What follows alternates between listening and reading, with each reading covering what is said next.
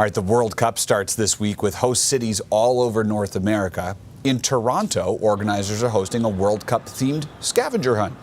They're challenging fans to find 51 beaver statues in a neighborhood near the stadium. 48 statues represent the countries competing in the World Cup. The beavers were all created by local artists. They all have a QR code where fans can sign up for this free scavenger hunt contest. Organizers say they wanted to give visitors a reason to explore the area around the stadium, and they chose beavers for a specific reason. Well, because it's Canada's national animal, and we thought they were super cute, and they're small enough, and so we went with the beaver. With this kind of a wonderful, whimsical experience of finding the beavers, I think it adds a little extra onto the experience. The contest runs through August 16th. Participants can win gift cards to local businesses. Toronto is hosting 6 World Cup matches. The first one is on Friday. City leaders are expecting 300,000 people to visit Toronto during the tournament. And Alan will get some World Cup games that are going to be hosted down at, it'll be called Boston Stadium for the World Cup. We will all know it as Gillette Stadium in Foxborough. Yeah. And sports, no matter what it is, I feel like if it's the World Cup, NBA Finals, Super Bowl, whatever, when it's like at the highest level and there's stuff on the line, almost every sport is really fun to watch. Oh, yeah, absolutely. Yeah. When the intensity is ratcheted up there like that. There you go. Yeah. I mean, you can sense it. You can see it, too.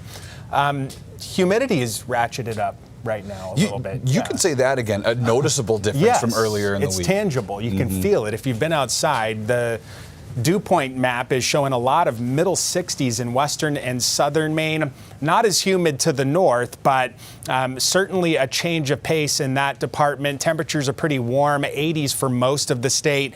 And we're going to be watching the activity in New Hampshire right now that's expected to move into western and southern Maine this evening. Some light activity up near Rangeley, but this pocket of showers and thunderstorms will likely be moving into western and southern Maine over the next couple of hours.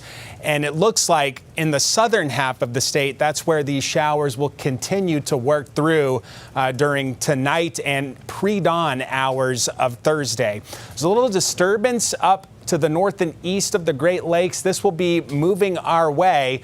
And the disturbance itself, the circulation around this low will dissolve. That goes away. But in its place, this little trough will be moving in, and that will be the catalyst for tomorrow's low end, sparse shower chance. So it's not a huge chance, but enough to mention it for central and western Maine, and the focus will be wherever this trough sets up. You see the converging winds both west and east of that little boundary. Into Friday, I think the coast is quieter. I wanted to say the coast is clear, but it's not going to be like totally clear. There will be some clouds. Anyway, digressing, there will be some shower activity in the northern half of the state on Friday, and then Saturday a front moves in that'll ignite a band of shower and or thunderstorm activity that moves west to east across the state. But for the weekend, that should be out of Maine by around 10 o'clock in the morning on Saturday, meaning Saturday is nice.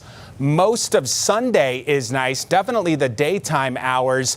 Another front comes in. It doesn't get to Maine, though, at least the rain production from it, until Sunday night, probably after sundown. That works through Sunday night, Monday morning. And after that, Monday, Tuesday, maybe even Wednesday of next week are all looking like pretty decent days of weather. So, yes, there are some chances for rain, but the timing, especially for the weekend, looks favorable. You see it bookending there. So Saturday morning early, showers exiting, and then Sunday night late, showers approaching from the west, with the weekend looking pretty good.